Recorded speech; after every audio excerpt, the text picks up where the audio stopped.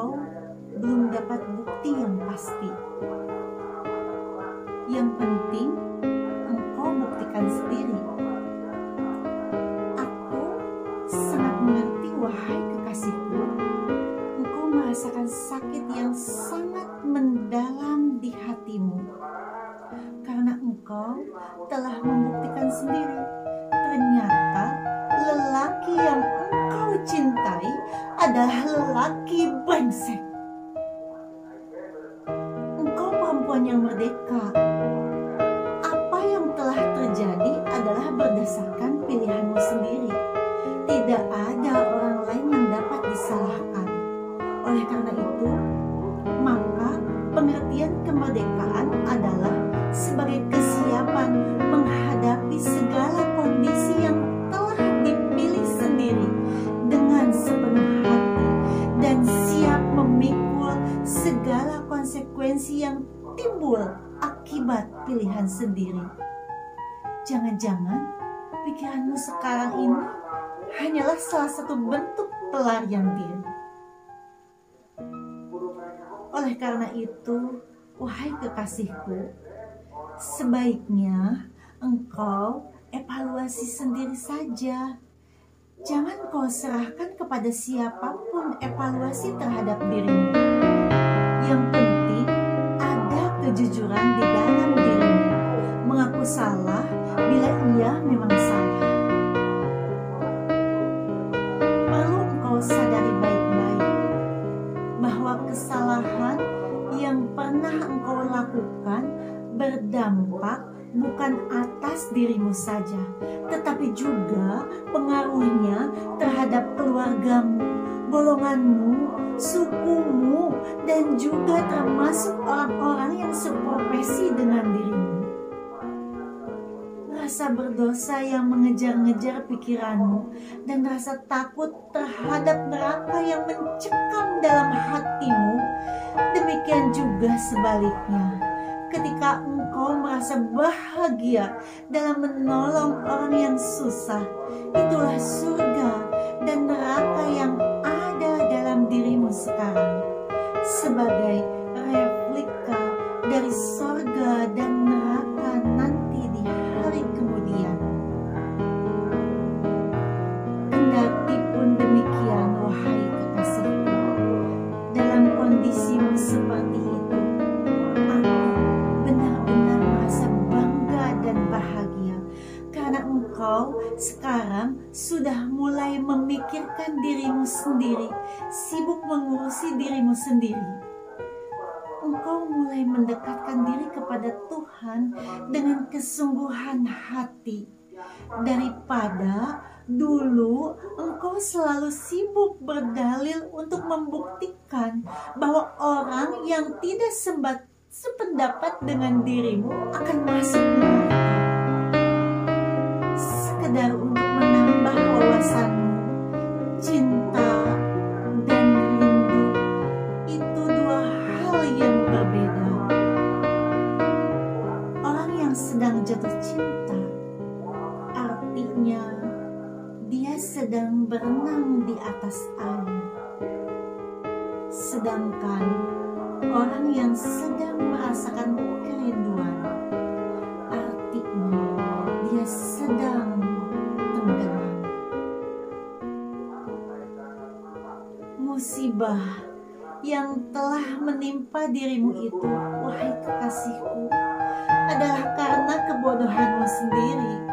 Bahkan kebodohanmu terlalu menghegemoni dirimu sendiri dengan memunculkan kesadaran palsu, sehingga engkau merasa seolah-olah benar-benar mengerti dan tahu duduk perkara yang sebenarnya, padahal sesungguhnya engkau sama sekali tidak tahu.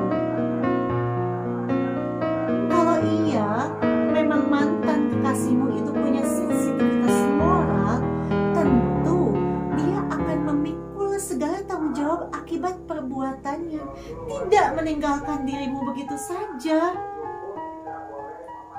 Kalau memang dia punya sensitivitas moral, tentu tidak mungkin menimbun harta melimpah ruah hanya untuk dirinya sendiri dan membiarkan tetangganya kelaparan, tidak punya sesuap nasi untuk mengisi perutnya.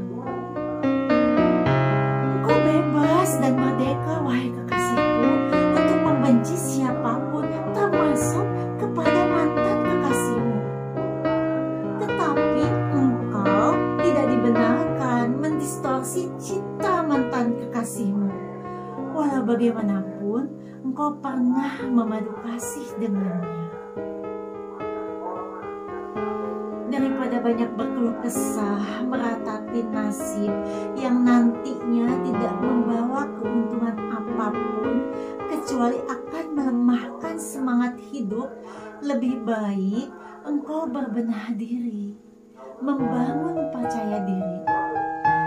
Justru dengan percaya diri akan terbangun kesadaran jiwamu. Engkau perempuan bebas merdeka. Silahkan engkau yakini apapun yang engkau yakini sesuai dengan kapasitas otakmu sendiri, sehingga engkau tidak boleh merasa terpaksa harus meyakini apa yang diyakini orang lain, kecuali hanya sekedar bersopan santun saja boleh. Berbasa-basi dengan pura-pura mengangguk supaya orang lain merasa engkau setuju. Ini berbeda dengan orang jahat berbaju takwa. Ini namanya berencana besar bagi kemanusiaan. Seperti membunuh orang tidak berdosa diklaim sebagai pahlawan. Yang susah itu menjalani kehidupan sesuai di jalan Tuhan, bukan mati di jalan Tuhan. Sama halnya kelaparan di otak karena kurang akan ilmu, pengalaman, dan kesadaran. Lebih katastrofik daripada kelaparan perut karena tidak makan. Oleh karena itu, sebelum engkau mereformasi masyarakatmu, hendaknya engkau reformasi dulu dirimu sendiri. Bila tidak demikian, maka nanti realitasnya akan jauh berbeda. Selalu saja setelah seorang diktator tumbang, para reformis selalu tertidur lelap beristirahat. Lalu para pecundang bangkit dengan gesitnya mengambil peran penting.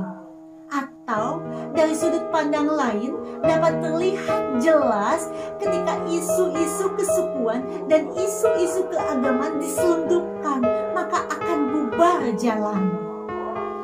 Termasuk juga agama. Bila agama tidak memberi manfaat kepada manusia selagi manusia masih hidup di dunia ini, nanti setelah manusia mati ada manfaatnya atau tidak? Ini perlu engkau pertanyakan sampai engkau yakin. Aku setuju engkau beragama, tetapi engkau bebas dan merdeka sebagai manusia, dan segala akibatnya engkau tanggung sendiri. Bukan hanya laki-laki yang manusia, perempuan juga manusia, punya hak dan kewajiban yang sama. Lalu nanti akan menanggung nasibnya sendiri-sendiri. Perempuan harus dapat menentukan masa depannya sendiri. Tidak ada aturan perempuan di bawah pengawasan dan kontrol laki-laki. Cara yang paling efektif yang dapat memerdekakan manusia dari penjara dirinya sendiri adalah iman. Sedangkan yang dapat mengisi kemerdekaannya adalah cinta. Orang yang pikirannya fanatik selalu berasumsi bahwa agama yang dipeluknya adalah yang terbaik, sehingga tidak sanggup untuk mengandai ada yang lebih baik. Selanjutnya diyakini tidak boleh ada yang berubah dan berlaku sepanjang zaman. Silahkan engkau pilih sendiri jalanmu sesuai engkau lakoni sendiri.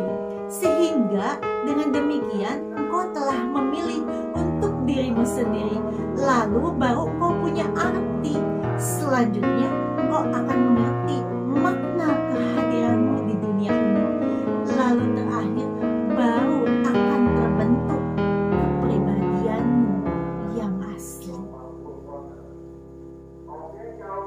Terkadang kegilaan dalam hidup juga diperlukan, wahai kekasihku. Kehidupan yang harus selalu rasional sangat cepat membosankan. Aku sering banyak mengoceh di depan teman-temanku dengan sengaja aku lakukan demikian. Semata karena aku ingin menyembunyikan sesuatu yang ada dalam diriku supaya teman-teman tidak sadar. Nanti pada akhirnya, wahai kekasihku, tidak ada seorang pun yang dapat menghalangi cita-citamu kecuali dirimu sendiri. Waspadailah, wahai manusia, itu binatang yang paling ganas. Oleh karena itulah, maka aku sangat mengagumi siapapun yang hidupnya tidak punya kepentingan dan target apapun kecuali hanya menunggu kepulangan selamanya. Mereka langkahi kehidupan untuk menuju apa yang ada di balik kehidupan ini. Engkau tidak usah berpikir hukuman apa yang akan ditimpakan atas dirimu, apakah dicambuk atau dirajam. Yang penting segera bertobat, meminta ampunan kepada Tuhan. Undang-undang itu dasarnya adalah melindungi manusia dan merawat kasih sayang. Hanya sang diktator yang menggunakan hukum kekerasan. Tempat yang paling aman bagi sang diktator adalah bersembunyi di belakang kediktatoran Tuhan yang tak terkalahkan. Andaikan semua manusia di dunia ini bersikap sama, siap menerima segala ketentuan Tuhan, serta menjalani kehidupan dengan tulus dan ikhlas, dapat dipastikan tidak akan terlahir pahlawan-pahlawan. Mulai sekarang, abaikan saja tampilan lahirmu yang molek, cantik jelita, anggun dan sebagainya. Segera putar balik, benahilah keindahan moralitasmu.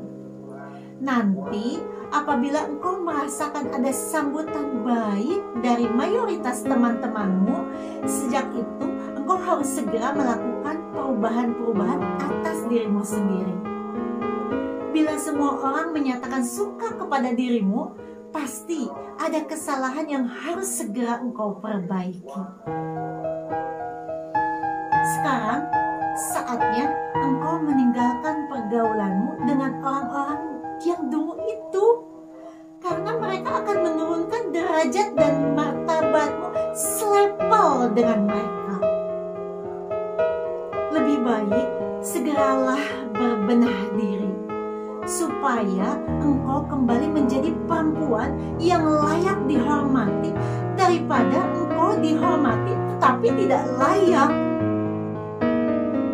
Dulu aku memang enggan untuk memberikan nasihat kepadamu ketika engkau sedang jatuh cinta dan tergila-gila kepada mantan kekasihmu.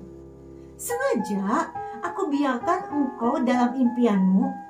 Sengaja aku biarkan supaya engkau tidak kecewa ketika nanti engkau menghadapi realita yang pahit getir seperti ini. Kutanya langsung tanpa basa-basi, sudah berapa bulan kehamilanmu? Sehingga kau tersinggung, terlihat wajahmu memerah. Tetapi kau jawab juga dengan rasa terpaksa. Sudah 4 bulan, sambil mengelus perutmu sendiri. Orang tuamu sudah tahu, tanyaku sambil ku pegang pundakmu. Sudah, jawabmu sambil menunduk.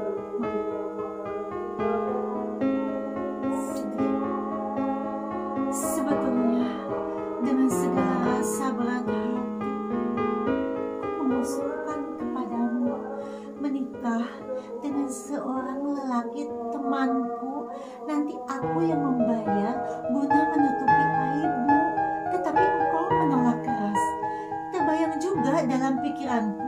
Bila ku nikahi sendiri, nanti baru 5 bulan, lalu bayimu terlahir. Nanti tentu akan menjadi bahan tertawaan orang. Andaikan kau jujur waktu dulu, ketika janin baru 1 atau 2 bulan, mungkin dapat alasan bayi prematur. Akhirnya, kau sepakat tinggal bersembunyi di ibu kota, di salah satu rumah kontrakanku, sampai bayimu terlahir.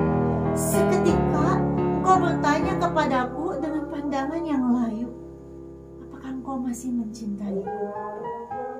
Pertanyaanmu tidak kujawab, tetapi kuanjurkan engkau memberitahu orang tuamu mohon restu untuk tinggal sementara di ibu kota. Aku sudah diusir dari rumah, ujarmu sambil menitikkan air mata. Kuanjurkan kau segera berangkat. Nanti pemberitahuan kepada orang tuamu aku yang menyelesaikan.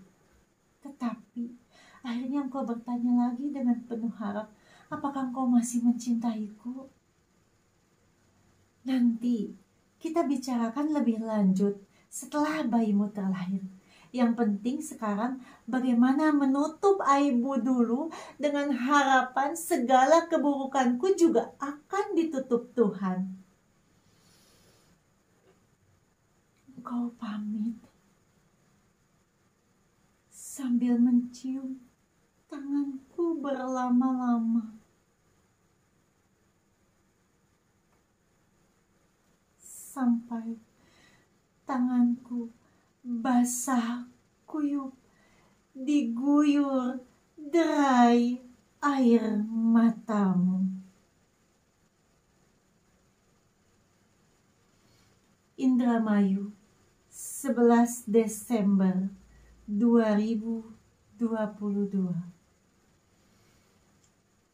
Abdul Syakur Yasin.